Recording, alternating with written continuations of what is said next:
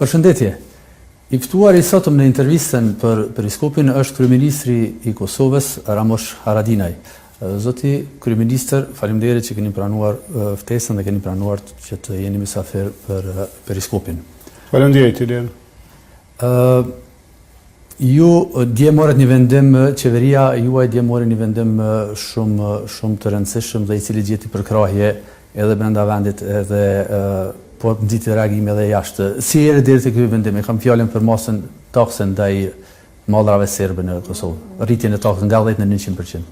Tani para një kohë, ashtu si reflektim të agresivitetit të Serbisë, edhe të mos respektimit çeftës, po edhe të plot të veprimeve tjera që janë kundër subjektivitetit tonë shtetëror në planin e brendshëm atë jashtëm. Ne morëm një masë prej 10% me shpresë që kjo porosi do të kuptohet drejt edhe Serbia pra do të kursehet nga agresiviteti i saj kundër Kosovës. Mirë po, e vërtet është se Serbia nuk e di pse, nuk e morë këtë porosi, pra nuk e kuptoi drejt. Edhe ne kemi kalu tani në masën që kemi vendosur dje, që është vërtet një veprim që kemi bërë nga zori, pra jo në bazë qefit ose në bazë të një agjende të caktuar. A keni pas konsultime paraprake me partnerët tonë, kryesisht vendet perëndimore për këtë masë? Po, shiqoni jo për masën si masë, po shqetësimet për qasjen e Serbisë ua kemi shprehur në vazhdimsi, për shembull sa herë që janë kërcënuar pjesëtarët e FSK-s serbt, pra sa herë që janë arrestuar në Serbi ose sa herë që janë kërcënuar familjet tyre, ne ua kemi shprehur.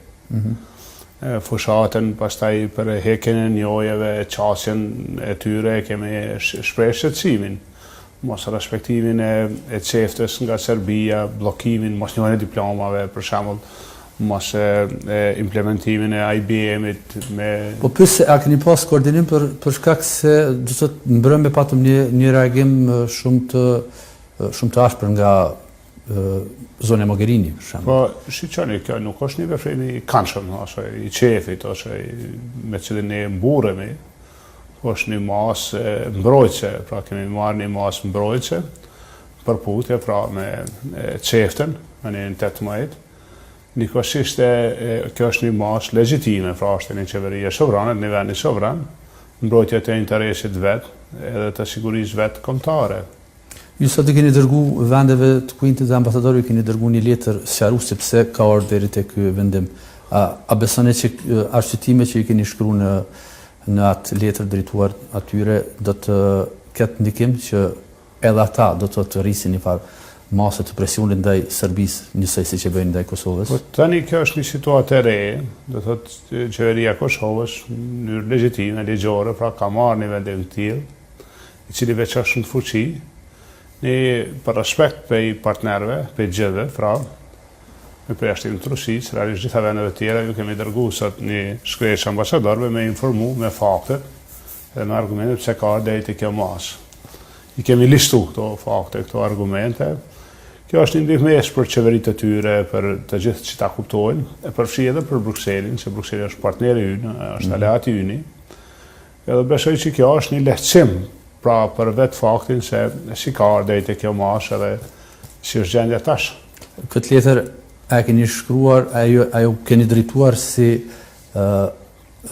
pasojë e reagimeve të ashpra që kanë ardhur nga Bashkia Ndërkombëtare, presionit për të hequr këtë masë? Nuk kemi dashur me çu përpara, po ju shihni që kjo evidenca e kësaj letre ka ekzistuar. Ne kemi prit me marrë masën, pastaj edhe me dhënë sqarimin rreth masës tonë. Kjo është një shprehje respektit. Na ke mujtë edhe pa qukte, ka bo edhe ashtu, fare mos me dërgu këtë sqarim. Për shembull Brukseli ka reagu, po jo të gjitha vendet tjera, po ne këta e bojmë si respekt, pra kemi partner plot vende, është një respekt, ata do ta kuptojnë që është një respekt nga qeveria e Kosovës, nga institucionet e Kosovës. Me përmbajtjen e kësaj letre është informuar edhe presidenti i vendit, pra zoti Thaçi, edhe kryeparlamentari, edhe mediat, i kemi informuar edhe opinionin publik, pra do t'ja japim gjithëve. Arsyeja është me shpjegu, me argumentu pse ka ndodhur kështu. Mirë po, është një drojë të publiku, të gjithë ata të cilët e kanë përkrahur këtë masë që ndoshta në moment të fundit, duke pasur parasysh përvojat tona politike, të 20 vitet e fundit, qeveria do të tërhiqet. A do të dorëzoheni përballë presionit ndërkombëtar pa përfitu asgjë Kosova në këtë rast? A do ta tërhiqni masën? E hekim e njerë sot, në një Serbia sot e hekim, nëse një pavarësinë e Kosovës. Po nëse bashkia ndërkombëtare bën presion që pa asnjë kusht të hiqet masa ndaj produkteve serbe? Nuk besoj që shkon kështu. Pra janë situata tjera në vend. Ne edhe ashtu kemi kalu 10 vjet, ne kemi dhënë kohë bashkisë ndërkombëtare, BE-s, Amerikës, gjithëve që me në ndihmu me zgjidhë kontestet tona në mes nesh të Serbisë, mirë po Serbia ka dalë jashtë kontrollit, jo shihni qasja, do vëna ta fyndje edhe kancelarin e Austrisë, që është kështu si BE-s, po nuk e fynd vetëm atë, gjithë ata që ishin për krajet Kosovës, po ata ishin fyndë ndaj Amerikës, ndaj presidentit Amerikës, ndaj Theresa May, ndaj Merkel, ndaj gjithëve do vonë qasja atyre, me konferencën për shtype e cinizmi tyre ndaj atyre që kanë përkrahë Kosovën, ishte shumë jo asjashme, jo në rregull.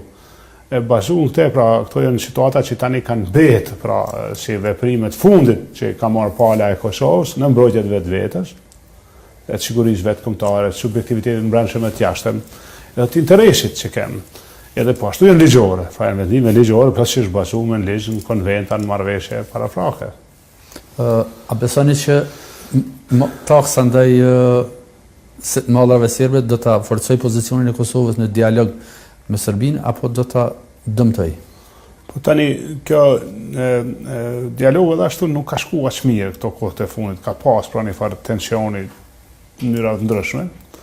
Mendoj se tash Kosova dhe presidenti i Kosovës edhe parlamenti dhe qeveria duke qenë se kanë një pozicion të marrur që është pra masha e vendosur mbi produktet e Serbisë, nuk është keq më ul me bisedu me Serbinë çdo kohë, por ekuivalenca e kësaj duhet të jetë njohja. Pra nuk mund me hek të taksën tani me çmim tjetër. Pra duhet të jetë njohja reciproke Kosovë-Serbi. Do të jeni insistues që pa njohje të Kosovës nga shteti i Serbisë taksa 100% në mallrat serbe nuk do të hiqet. Nuk ka pse më vjet. S'ka arsye, do të thotë ne të gjitha aspektet tjera i kemi të karakterit tjetër. Tashom shumica e tyre lidhen me njohjen, po edhe çdo proces, çdo aspekt tjetër e kemi të lidhur me këtë gjendje. Kështu që nëse kjo është një masë që e kemi marrë, atëherë duhet ta hekim, pra ne do të shpejtojmë hekjen e kësaj. Po këtë e ka ndorë Serbia, sa më shpejt mujnë me hek, ata mujnë me hek kur dojnë, me njohje, pra e kanë që kanë mujnë me hek, në çdo kohë që kur të ftojshin Bashkimin Evropian dhe Amerikën, me thonë, okej, na po dojmë me kry punë me Kosovën, po dojmë me njohë Kosovën. Para se të kthehemi te çështja e dialogut, të ndalemi tek votimi në Dubai për pranimin e Kosovës në Interpol, që ishte një dështim i diplomacisë kosovare dhe i përgjithësi i klasës politike të Kosovës. Ku e shihni fajtorin për këtë dështim të Kosovës për tu antarësuar në Interpol? A është dështim i brendshëm apo i jashtëm ky? Po, siç është situata është zhgënjur se fakti që s'arritëm me u antarësu vërtet është një zhgënjim i thellë, ja, pe meje i qeverisë, besoj edhe i popullit do përjetu si zhgënjim. Na gjithë jemi për kritik, që të gjithë. Mirë po dhe ishte një situatë, po e them ashtu, shumë specifike, geopolitike, që po ndodhë, është edhe atje, po dhe në aspekte tjera në planin ndërkombëtar. Me gjithatë, pra kundër Kosovës ishin vetëm 51 votë, por vota për nuk njaftoi, pra nuk e arritëm votën e duhur.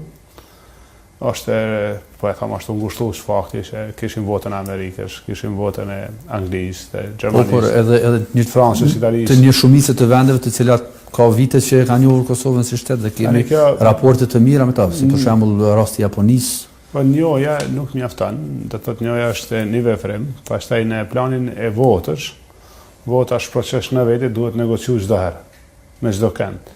Mendoj këtu kam ungu negocimi i mirë me Japoninë pra nga pala jonë, kuptohet. A është dështim i Ministrisë së Punëve të Jashtme apo i qeverisë në tërësi kjo? Po edhe i qeverisë dhe i ministrisë i gjithë neve, kjo është një dobësi e jona, duhet me i trajtu këtë tema së bashku. Është dhënie shumë e konsiderueshme për lobim, pikërisht për tu antarësuar në Interpol diku 1.2 milion euro nëse s'gaboj. Quhet për lobim, po është janë udhimet, janë shkrimit, janë kontaktet, janë komunikimet, janë ambasadat, janë pritjet, janë gjithë ato. Mirë po, ku është efekti që shumë të tilla të jepen për lobime dhe në fund të mos kemi rezultate. Kërkush nuk po e konteston që ka shpenzime dhe ka punë që këto çështje të ecin përpara dhe kanë kosto financiare, por nëse vazhdimisht dështojnë kështu. Po edhe me kushtin që dështon ti, je i detyruar me vepru, s'mundesh pa vepru. Edhe nëse nuk e ke të sigurt fitoren, ti duhesh me vepru, qeveritë veprojnë. Në rastin konkret Kosova ka bërë ato që ka beshuar që është e drejtë. Pra ka vepruar me fitu, kem vepruar së bashku realisht. Tashti është e pakëndshme fakti që ishe ke nxjerrë suksesin, po këto kështu është jeta. Për shembull, me mbajt një ambasadë, na ku e mbajmë atje në Emirate, diku në disa shtete është, me mbajt një ambasadë. Ose me mbajt diku tjetër, pra kosto ka. Çdo gjë po ka kosto fatkeqësisht. Po ashtu dje në mbledhjen e qeverisë keni pezulluar vendimin për pronat e AKP-s në komunat e Kosovës, në veri të Kosovës. Pse erdhi deri te ky pezullim?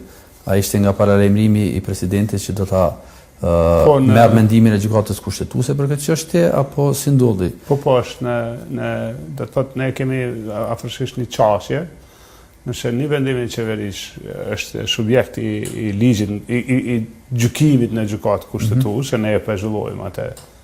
Se ne shprehim respekt për gjykatën kushtetuese dhe vendimin që do t'i sjellë. Nëse landa është në gjykatë kushtetuese, atëherë ne e pezullojmë zbatimin. Derisa nuk po, është praktikë e bojmë menjëherë, me automatizëm e bojmë. Nëse dikush ka quni jo vetëm presidenti, po ka mujtë edhe një grup parlamentar, dikush me quni landë në gjykatë kushtetuese, ne e pezullojmë deri në vendimin e gjykatës.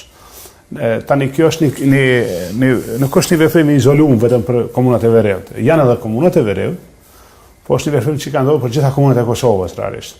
Janë disa veprime shumë dobishme për këto komuna. Po u mundsojnë aty në zhvillimin, ju japin më shumë mundësi komuna me u zhvillu. Edhe prona është nga niveli shoqëror, në këtë rast kalon në nivel të komunave. Ose nga niveli i menaxhimit nga AKP, që është agencioni që e privatizon pronën. Pra e pronë që ne u këndon komuna, ka qenë në privatizim. Ka mujtë u privatizu dhe me marrë individet. Ne u kemi kalu komunave, me qëllim që nëse privatizohet këjt toka, e kur komunat s'kan tokë, atëherë komunat du të me ble tokë. Për shumë Provarezha, Gjilani, s'ka tokë, du të me ble, se s'ka mo privatizu grejt. Për këtë arsye na kemi vu këtë mashën e ndalimit privatizimit, edhe ju kemi dhënë komunave tokë. Ato tashti e bojnë planin për çka e shfrytëzojnë, çka bojnë me te. Mirë po, që është me rëndësi edhe në veri, toka jetë në Kosovë. Qeveria u ka dhënë, qeveria na ka mundur me ndryshu vendimin e vet në të ardhmen ta zonë. Po jo është dhënë. Po presidenti këtë e interpretoi si një farë starti për bazat e para të një Republike Srpske në Kosovë. Në interpretimin e tij ke shumë jashtë. Mund të jetë një egzagerim kjo, sido që të jetë, ne jemi të hafur për çdo vërejtje, si për presidentit, si për kudo qoftë, që të mbrohet interesi nacional. Nëse vërtet një veprim i qeverisë rrezikon interesin nacional, na jemi me tërheq. Do të nuk ka problem aty, ato janë, si më thon, qëndrime të qarta. Po nuk besoj që është ashtu, pra nuk nëse çepozon veri, nëse komunës zveçanit, atë zubim po tokut, të Leposavicit, a i kemi dhënë tokë të menaxhim. Ajo toka është aty.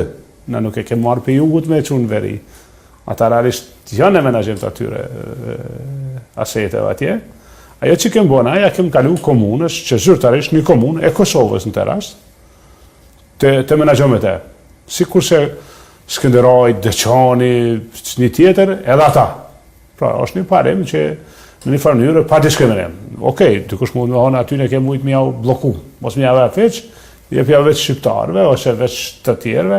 Realisht nuk s'kom përdorur ndonjë kriter as partijak, as etnik, as regional, është parimi njëjtë për gjithë, i kom respektuar edhe shërt njëjtë, i kom respektuar kujtarët e komunës që janë partisë teme, të opozitës, plot domthon prej që për shembull e marrim PN, është zoti Muhaxheri, ka pru kërkesën, ja kemi afrovu. E merr Haskukën, që është i vetëvendosjes në Prishtinë, ja kemi afrovu. Shpendi që është i PSD-s, Gjdo njojt lutjazirit që është tile, edhe kësh, pra, po do me thonë që kjo është një kritere, Bekimi Ashajit, Ramizdat Rozit, gjdo kuj, Gjafer Gashit, Agran Kuqit, pra është një kriter, edhe pashtu edhe këtyre të parteshit, Ranil Lukut, po di këtë komunal. Mirë, po tjetër ndjeshmëri ka për komunat e Veriut, për shkak se ato janë teme, sidomos në vitin e fundit ato janë teme. Nuk shkon toka në Serbi, s'di e kuptani. Ajo është aty, na s'ke marrë pe jugut, dishka, një dhona aty. Ajo tokë është aty. Ajo ka mu privatizu, ato mu jeblen një shqiptar, mu jeblen një serb, dikush. Për shembull, do para pa në privatizim. Në rastin konkret, nëse ki përdor një kriter për gjithë, nuk e shoh pse ndryshon siguria kombëtare, nëse një pronë që është veri, është në administrim të komunës. Komunët ashtu kanë prona që administrojnë, ka komunën, ka do sene, ka do kompani, ka do redina. Nuk po e shoh si mund të na rrezikojmë, thonë drejtën, po s'ka dot. Asociacioni nuk menon si menaxhim me pronat karakterit tillë. Nëse ja jep ti trepçën apo imani na ja jep spodia, atëherë të ndrysh. Po nëse ja ke jep ledinat, ku ajo është aty e ton, nuk ka si me të rreziku.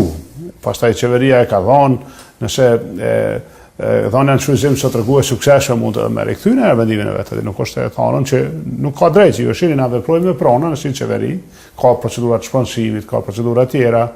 Për shembull, na kanë shpensuar një herë në Shterpse për rastin e investimit. Po ka dështuar